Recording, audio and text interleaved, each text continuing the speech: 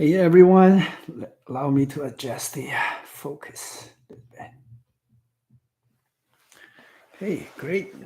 Um, Maybe the lighting also. I promise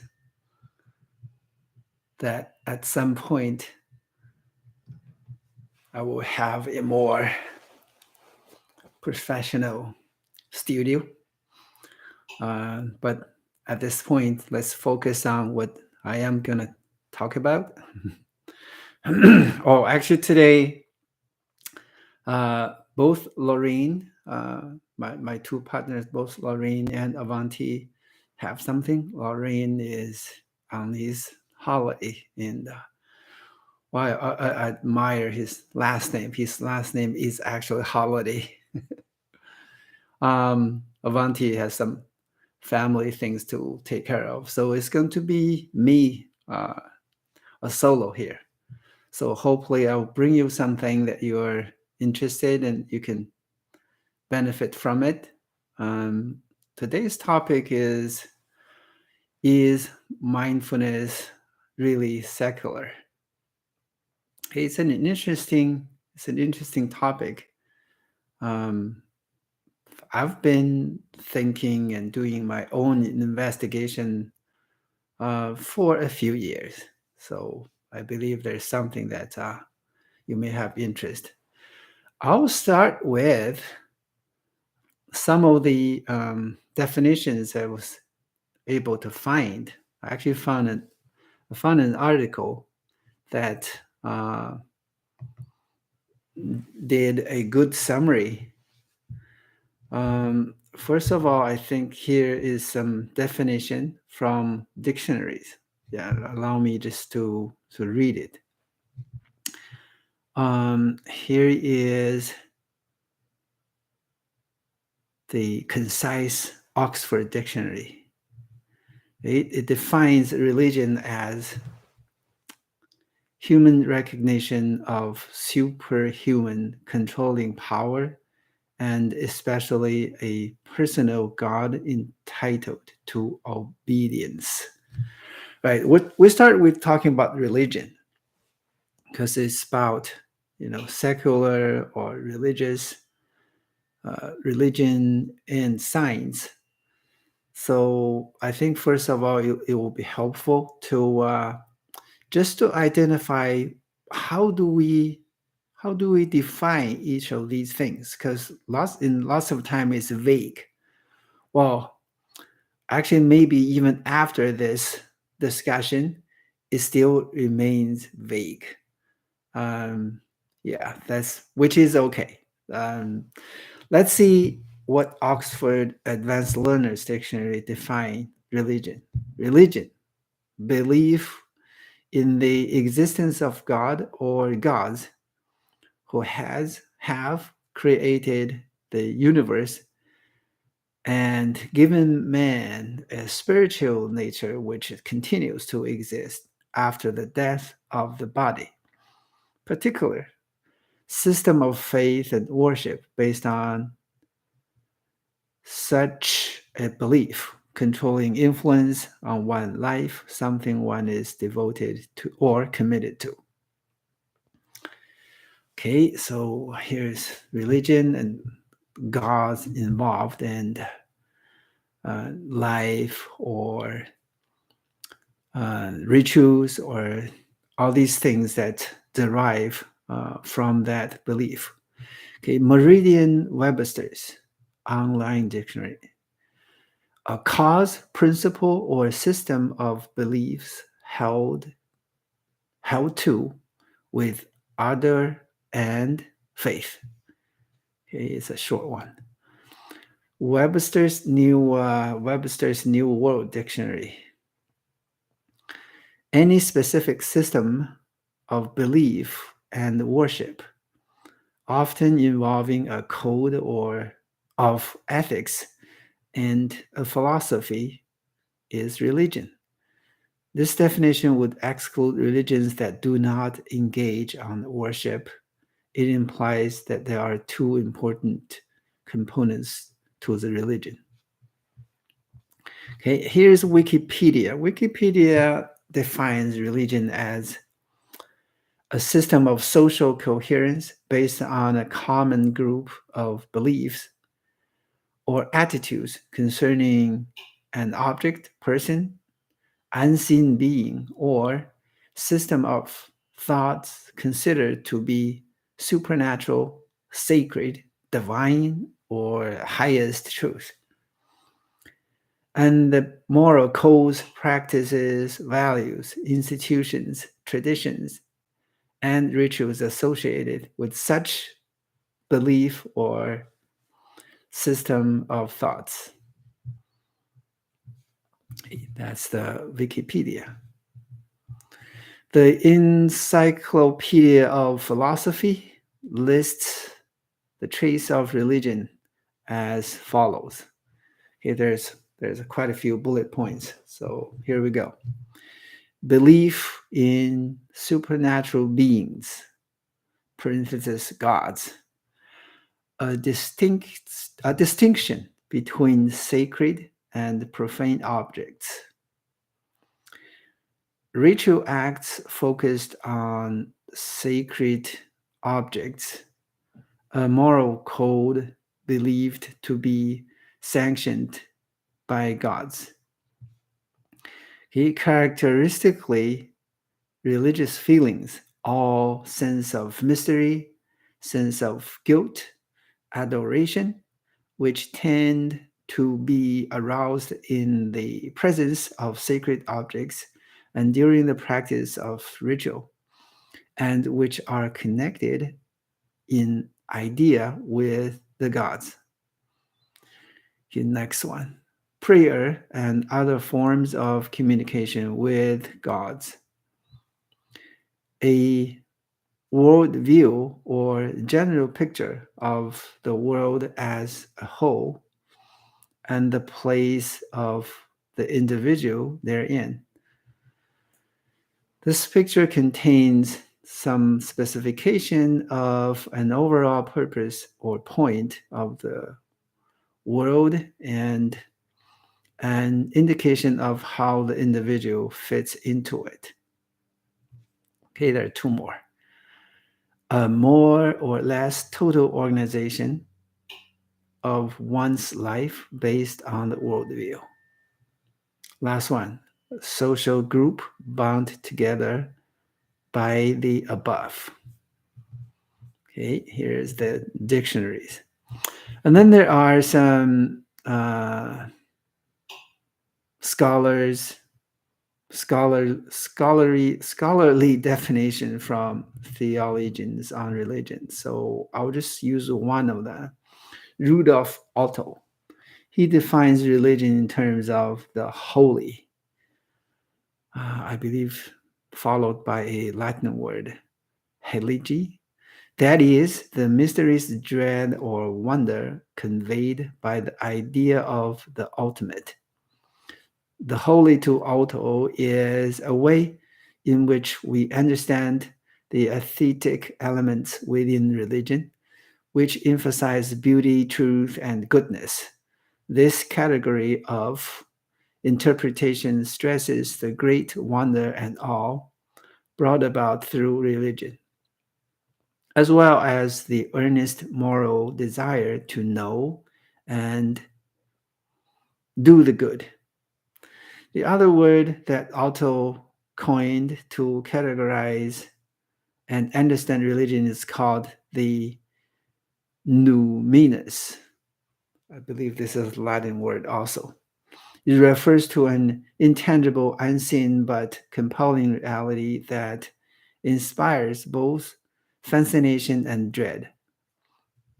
For Otto, this numinous is a lens through which we can understand the irrational aspect of religion.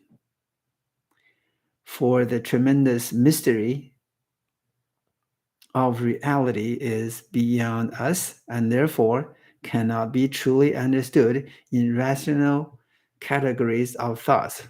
Okay, all these are very interesting point of views.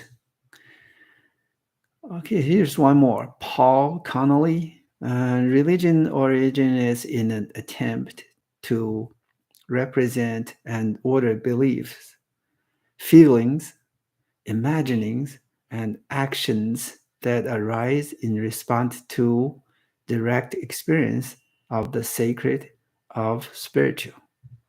Okay, as this attempt expands in its formulation and elaboration, it becomes a process that creates meaning for itself on a sustaining basis in terms of both its originating experience and its own continuing response. Okay, if you don't really catch all of these, that's totally okay. I think even by reading it, I don't totally, but that's exactly the point I'm trying to make here. Oh, here's one more. Is a philosopher Kant.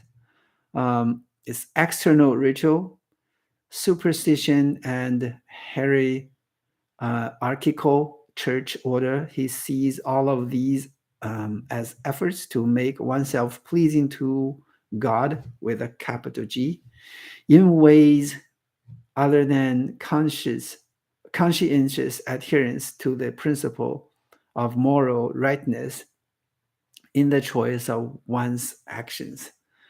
Okay, philosophers in many times is harder in their way to understand. Well, actually, there's one more interesting one. Here's a Karl Marx.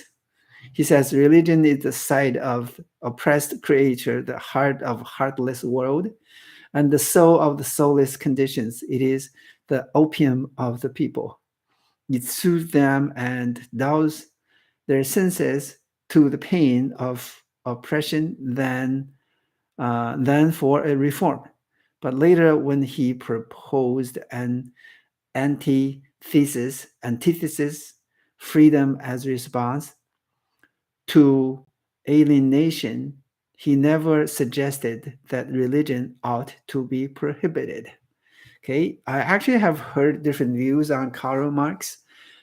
For his view that it is the opium of people, and sometimes when somebody said something, uh, what really matters is what's the cultural background or even the specific circumstances around this person.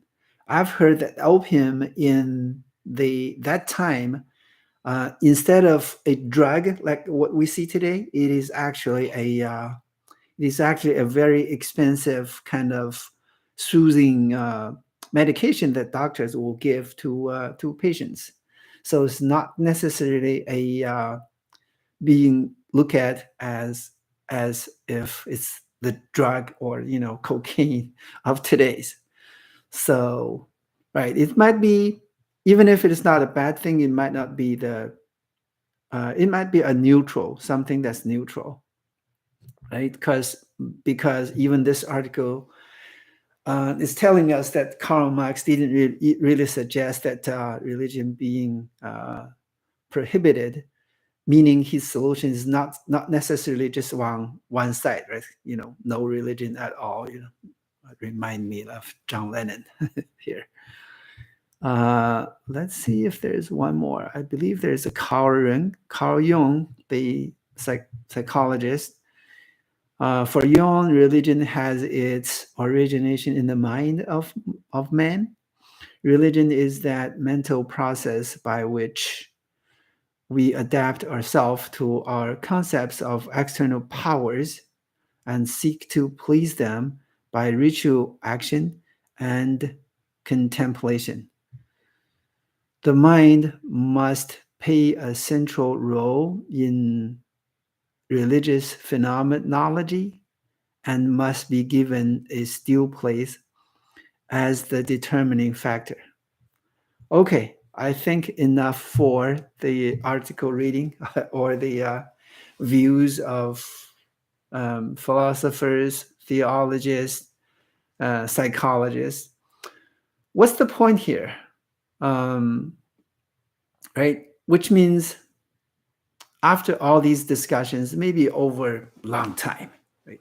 hundreds of years, maybe thousands of years, there is not a definition that could fit for everybody, for all time, for all the circumstances, right? It still can be vague. It's hard. But if we look at today, if we look at today, just commonly um, accepted or agreed, right, among most of us, religion has its everyone has that, maybe a general impression, right? There is something supernatural over there.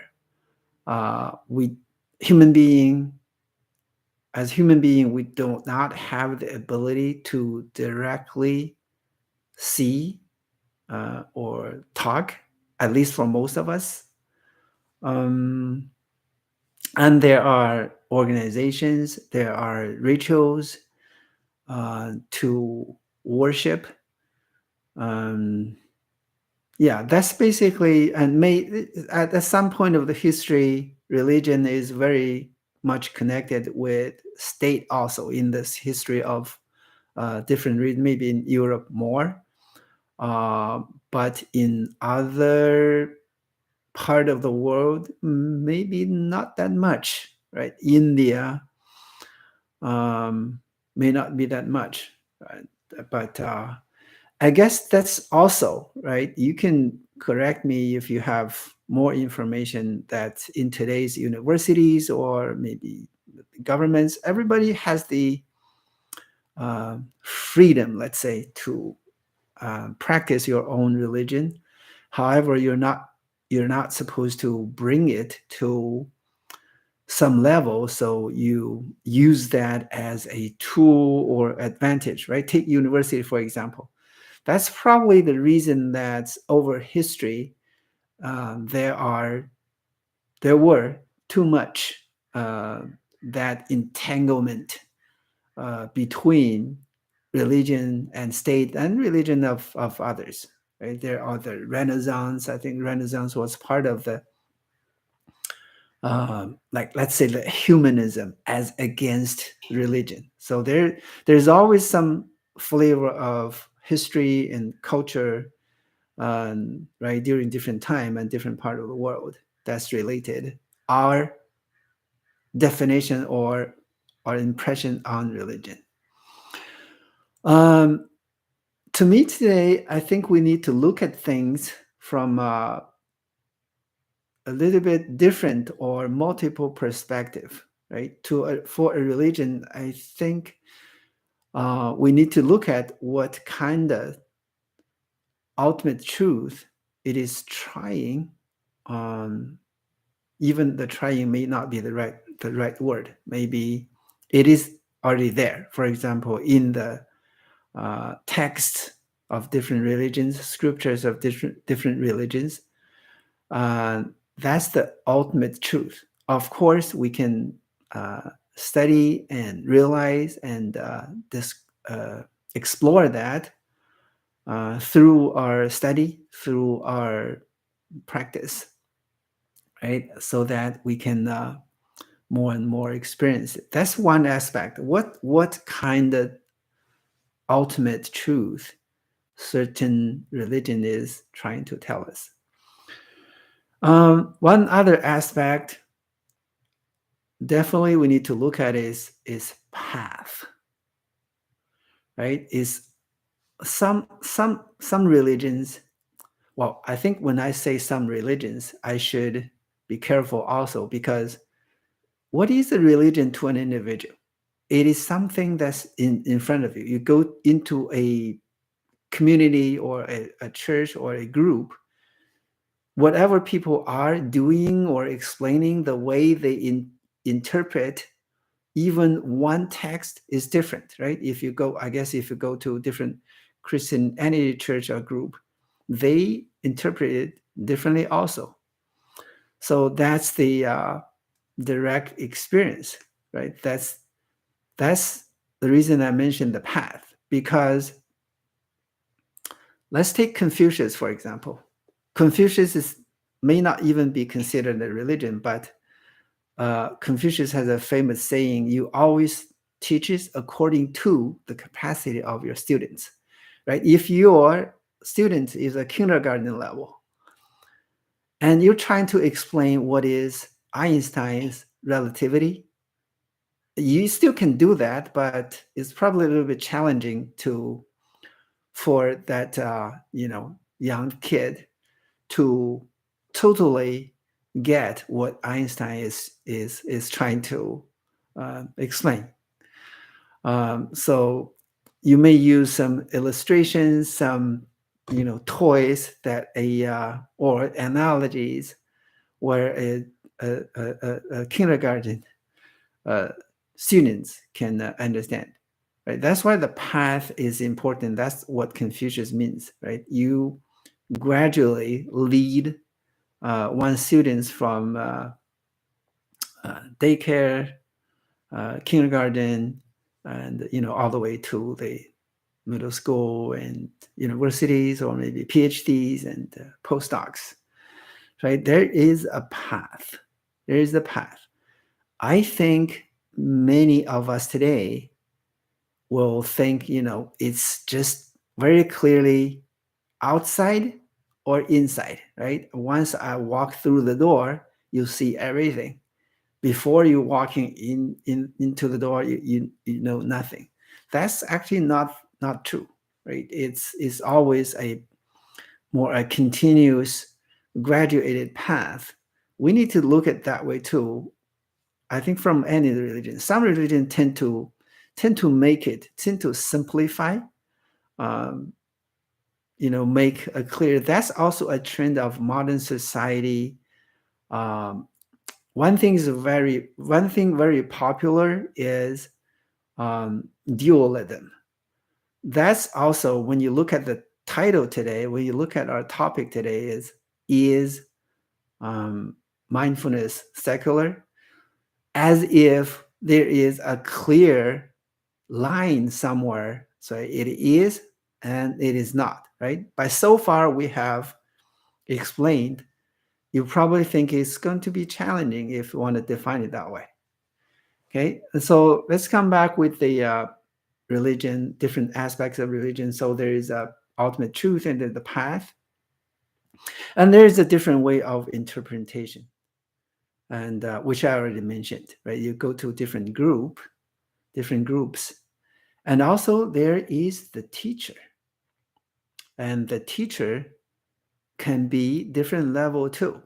The teacher in front of you may be someone that has a fully understanding of ultimate truth, right? For example, in the context of Christianity, if Jesus Christ is in front of you, at least I think most of us agree that he understands everything. He knows the ultimate truth. However, depending on the group of students who that students are in front of him, he probably talk in a different way, or even he talks in a very full spectrum. Let's say from very, very, very high frequency to the low frequency. Let's say from, I don't know, from 2000 beyond 2000 hertz, um, which is ultrasonic, or below 20 hertz, right, which is very low, that human being uh, cannot receive, right? The ultimate truth, I think, is supposed that way. Even if he talks that way, a group of people in front of him could be a combination of kindergarten level, or middle schools, or university students, or maybe PhDs. So the understanding, thus the interpretation, could be different also, right? Even but just by reading the text, reading the Bible, it's still same thing. So, and then there are teachers that may be just a beginner with a initial, maybe limited understanding of the Bible, right? When these two teachers are in front of you, their way of or maybe ability to make you understand what the truth is different, right? So that there's a teacher is different. And also there could be a uh, scenario when the teacher is really um, enlightened, right? Understand everything, all the ultimate truth, but he has to, same as the example explaining the relativity of Einstein to you, where you are at that moment a kindergarten students, right? There are different scenario we need to look at, and also there is a intention behind. Uh, I think this may relates to something I'm familiar, like in the Buddhism.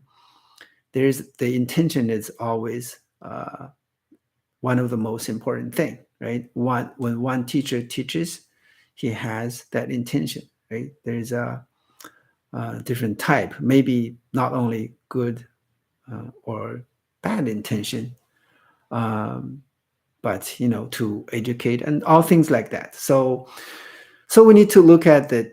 When we look at one religion, we look at the ultimate truth, we look at the path, we also look at the interpretation by different groups or by different teachers, right? We need to look at the teacher themselves also. That's about religion. How about science? How about science? Right? How do we define science? Usually science to us is like scientists are objective.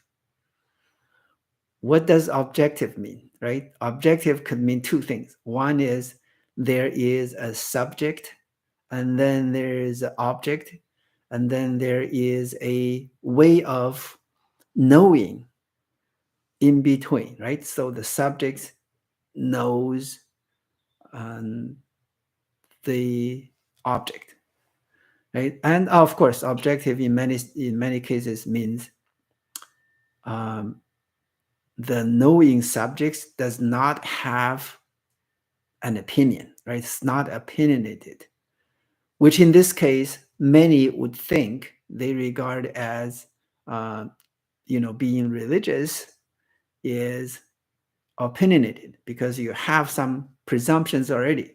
For example, there is a God, or there are supernatural beings and things like that, right? That's when people think what is science. However, does that make science the ultimate tool or the only way or the right way to know the world, to know, well, when I say the world, there is already a presumption hit there, right? Because here is myself and there is the world, and there are different ways, to see it, to touch it, and to sense it, let's say. I'm already making a presumption. Anyways, to know what's going on, right? So subject, object, and the knowing, right? The subjects, our impression of science is scientist does not have uh, that opinionated mind. Is purely open. Let's say. I think here comes the real keyword, right? You have to be open to whatever comes to you, right? That's supposed to be, scientists supposed to be that way, and science is supposed to be that kind of tool that we can rely on. However, let's just look at it more carefully. I'm not saying all scientists has to have an opinion, right? That depends, right? Even like that, but science, or the way that we uh, actually carry out science experiment and then coming to a conclusion, is that total 100% openness? I'd like everyone to think about it a little bit. Is that really the way? Okay. Actually, maybe not. Why? Because, like, when I say the world, I'm already making a presumption or presumptions. What are they? Right? One is I'm the subject, and then there's a world out there. Right? There is a world, solid, real world out there. I'm making an assumption here, right? And then, especially on science, there is a huge, very, very solid presumption that we often don't see, or we see it not necessary even uh, to to examine, right? Is we as an object, we as a subject has the ability, right? Or we have the ability um, to know the world, right? Which means we are the perfect camera, right? You can see all the, maybe let's be conservative a little bit. Most of the scientific studies are on, if scientists are cameras, most of the studies are on the pictures, right? They take a picture and then started to getting into it, right? Picture is just a general idea, right? If you see some phenomena, no matter it's biology, is astronomy, and all those, right? Physics, chemistry, right? Is all about the pictures, right? So the presumption that scientists or science study has zero opinion involved is not true to me, right? Because at least we are almost instinctively bring the seeing is believing into it, right? So we're not 100% open, right? Okay. I apologize if this is like burning our brain cells a lot. This mindfulness meditation, to many people, is supposed to be relaxed and calm, and not supposed to have these much reasonings and thinking. But it's not always, right? If we look at one attitude of mindfulness is to confront, right? Because when there is, if you look at the depression, right? If somebody is depressed, usually one attitude automatically is to avoid, right? In daily life too, if you have anything that you need to handle, cope with, or solve, it is the best attitude is be in front of it, confront and approach, right? This is not to avoid, right? This is not only daily life or the mind self. Look at martial arts. If somebody is familiar with Aikido or Taiji, you actually don't avoid, right? You approach your rival. You don't stay in the way. If somebody punches you, you step a little bit, you shun a little bit, but not to avoid. In the meantime, you get closer to the rival in order to continue that fight. So it's true in martial arts too. So these are all the same flavor. Mindfulness, same thing, right? Mindfulness uh, is to one important attitude is to confront, not to avoid. right? That's why we spent almost like more than half an hour for this discussion. Hopefully, I'm not confusing everyone, but if it does, come back to this video and look at it again. And of course, it doesn't stop with this video. It definitely more takes more than one talk, one video to realize the nature of mindfulness. Um, and is it secular or religious? Okay, I'll do it before we get into some meditation. I'd like to have some little bit more discussion. First of all, be open. I think mindfulness, in this sense, even to the someone listed, right? What's the characteristics of religion? It is not. So we probably can do, if we want to make it simple. I'd say it's not. It's not religious, although it has some origin from Buddhism, right? If we have time and we want to make a longer discussion, I can, because the way that I look at it, Buddhism is not religion either, right? I think many Western people agree with me.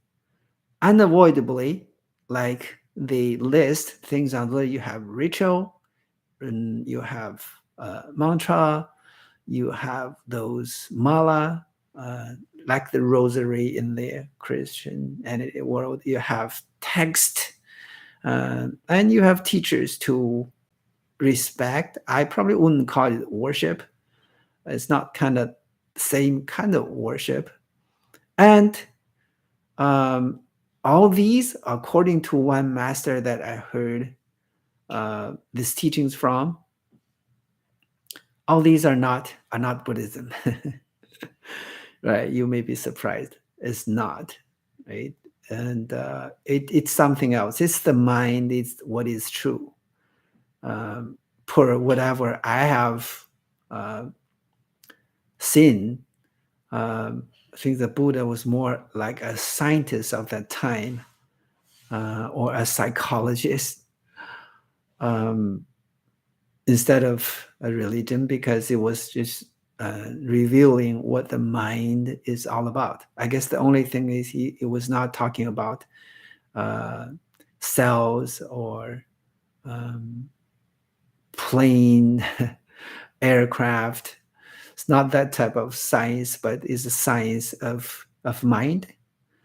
And that's the origin, right? If you're interested, you can look more into it. That's my impression. So even the origin itself, I know some of the teachers, even from very known, famous universities, there are different attitudes too, right? Some, when they talk mindfulness, they don't avoid the origin of Buddhism and the connection with the Buddhism at all.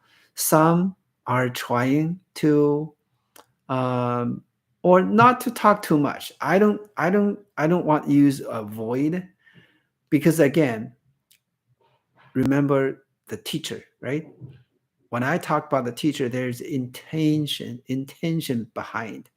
When he says something or not saying something, there may be a different intention behind, right? For example, there's someone who understands the connection, understands the origin, but he does not mention it for the good of his students, right? He wants the students to continue, and then to some point, understand the connection in a different way, so that at least they um, engage into the practice, which definitely would benefit. That's probably even the only way they could start the practice, right? So the intention is important. It doesn't necessarily means the teacher does not understand or does not know the connection, right? That's my, again, personal opinion here.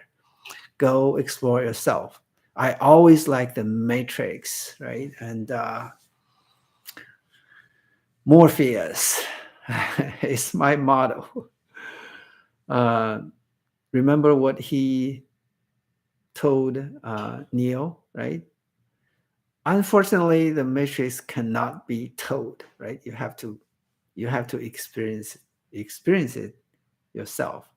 right? It's saying for mindfulness, you need to experience yourself, right? The mindfulness, modern mindfulness teaching is really totally about experience. When you have that direct experience, you gradually get into what is true, what is not. But with the right attitude or attitudes, right? We talk about openness. Try as much as you can. Be um, zero opinion, free from opinion. Right, starting there is very beneficial. Right, that's mindfulness. So from whatever we have mentioned, mindfulness is not religious, right? If the way that you define religious and secular, I almost answered the question. So yeah, it's not religious. And do we have to? I guess we don't have time to discuss the definition of secular, because it could mean different things also in different part of the world, different culture, different time. But however, I think we just at least answered part of the question.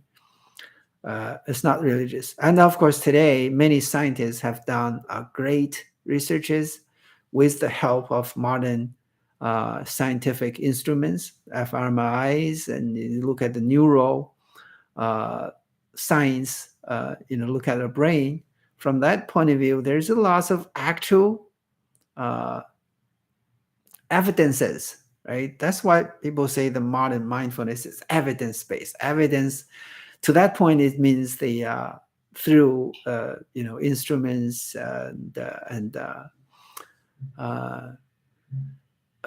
examines, and you actually see the changes, uh, visible visible changes of the like the gray matter changes in the brain if you practice breathing. That's evidence based. So all in all, I think it's very safe and very beneficial for everyone. I mean, everyone to practice mindfulness. We are in a time of information explosion and followed by AI. People worry about losing their jobs and all things like that. By the way, that's not really something people to need to worry about. It's not like a disappearing of all the jobs, and there are always some new jobs, right? We still will be busy maintaining those AIs, for example. Yeah, anyways, but in the meantime, in this transition of different type of jobs and changes of society, there's definitely a lot more um, depression, a lot more stress, a lot more anxiety. Even from that, um, let me use clinical, right? Even from that clinical point of view, that's very helpful to practice mindfulness. So, um, at least the conclusion today is um, mindfulness is not religious, right? You can say it's secular, it's safe, it's direct experience, it has its scientific evidence to prove that it works in our brain, right? Making the way we think, or maybe the structure of the brain, different so that we can be more calm and happy, more clear, maybe even ready to more ready for the next step of knowing some truth of more profundity. Yeah, that's how I see it. Okay, I think that was a lot of talk. And let's just use the rest of the hour for some meditation. Yeah, I suggest we do some body scan. Again, if you are driving or operating some machines that could be dangerous, you probably don't want to do it the same way. It is okay to get some idea because we may need to lower our gaze or even close eyes and focus on the body. Make sure you're safe in a safe environment. I'm now sitting on a cushion, right? You can sit on a chair, right? If you sit on a chair, try lean forward a little bit so you're not leaning on the back of the chair. Believe me, sitting straight is one of the most relaxed posture. Not only it does not consume lots of your energy, but it actually by making all these kind of energies in the body in their correct connections, it actually can make you more relaxed. Okay, lower your gaze or even close your eyes if you feel that's comfortable. Check the spine, see if it's straight yet relaxed. Check your shoulders also, your two hands, which can rest on knees or laps, or maybe cross them in front of your abdomen. If you are sitting on a chair, check your 2 feet. Are they well grounded? Put flat on the floor. Okay, maybe listen to the sounding of the bell.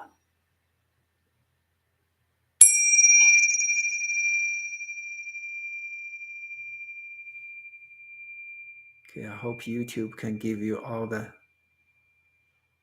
spectrum of the whole sound.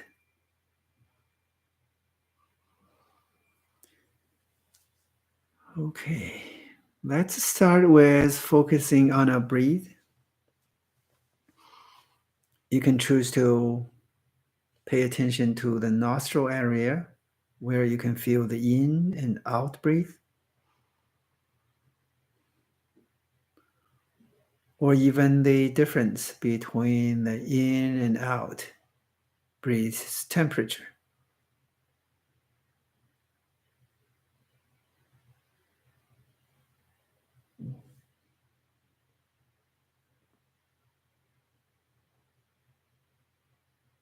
Alternatively, you can also focus on the belly area,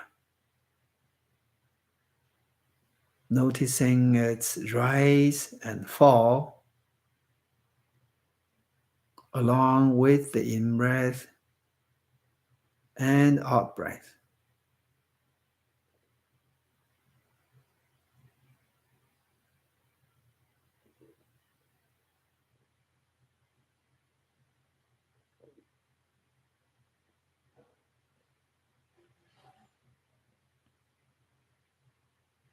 One other choice is the chest area.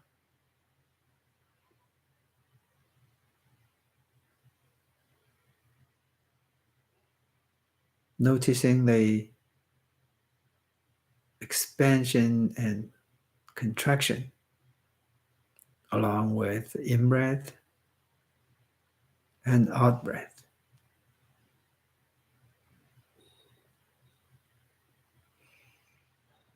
It is not necessarily only in the front. Check your back also.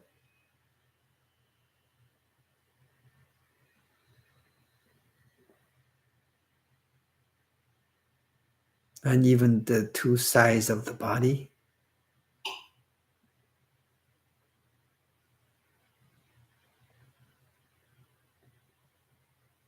See if you can feel the expansion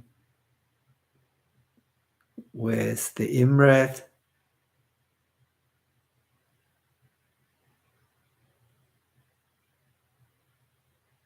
and subsiding with the out breath.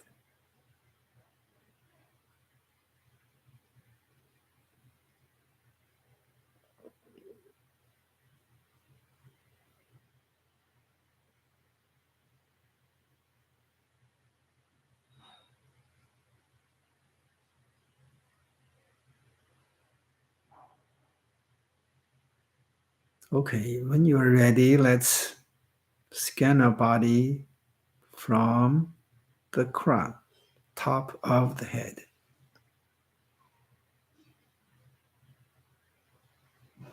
Just noticing what is there.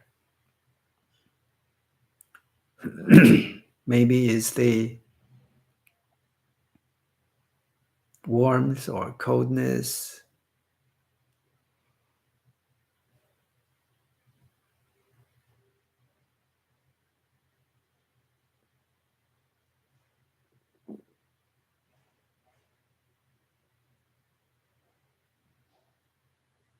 movement of the hair, if you are not like me. Okay, coming down to eyebrows, eyes, nose, lips, ears, neck,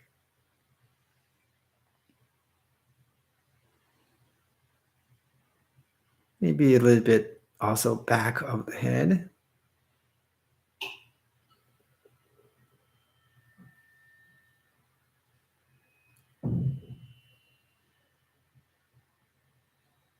Just feel what's there. You don't have to make sensations, just check what is there. If there's not any specific sensations, it's totally okay.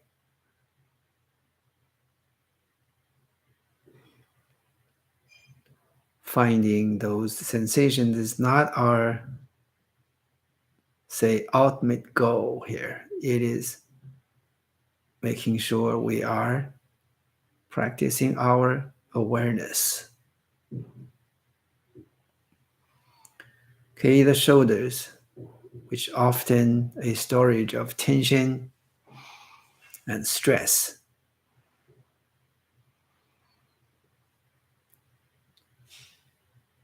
Well, we scan, your mind may wander, which is totally fine. The moment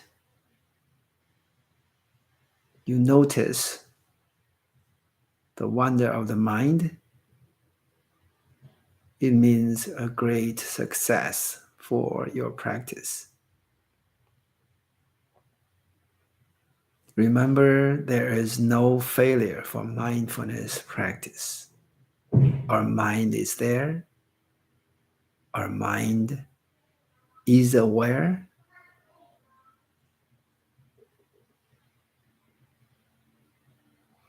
Okay, it's moving down to the two arms, hands, fingers,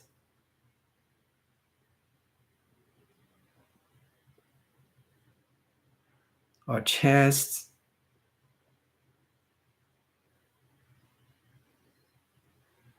front, back, middle back, lower back.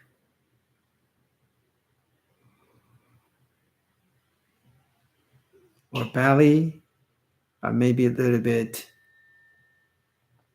internal organs.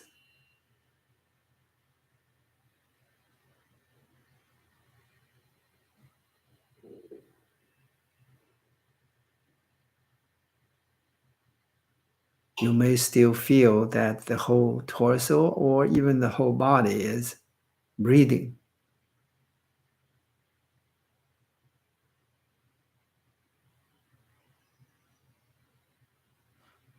Okay, let's continue moving down to our buttock, feeling the contact with the cushion or chair.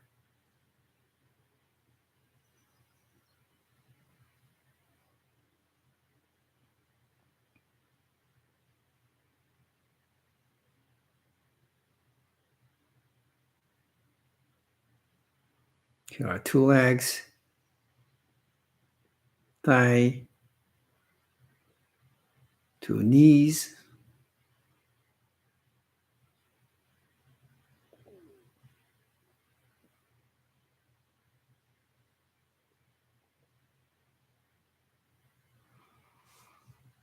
or lower leg,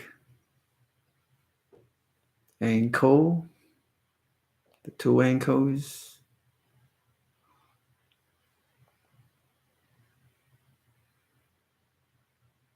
checking if there's any specific sensations. Maybe somewhere there's a pain, tingling. You can also feel the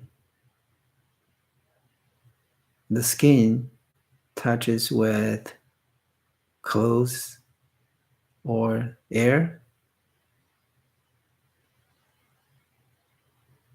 Let's move down further to the 2 feet. So, back of the feet, the heel,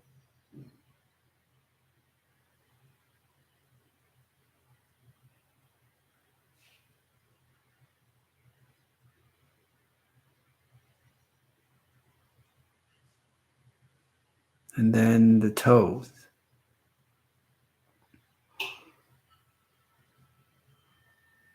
See if they can feel they're next to each other. Maybe there are some spaces between them. Are there any tingling, pain?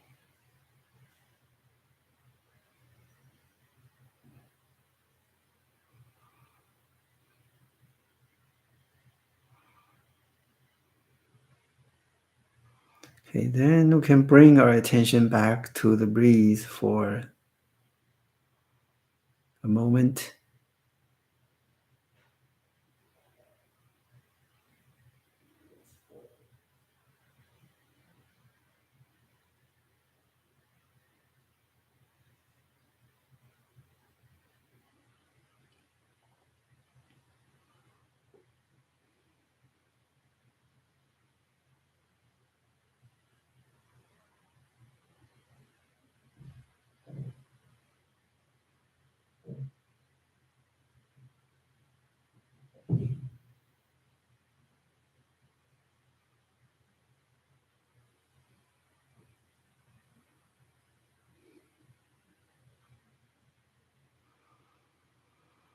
Okay, the sounding of the bell will bring to a close to this short body scan meditation.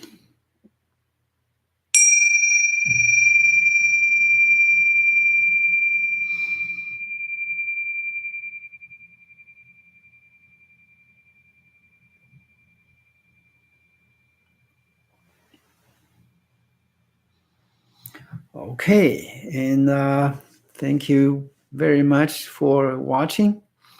On this channel, Conscious Together is founded by three of us, myself, Oliver, and then Avanti and Lorraine, and hope you like it. This is our channel to promote mindfulness and hope to benefit everyone that has that connection with us.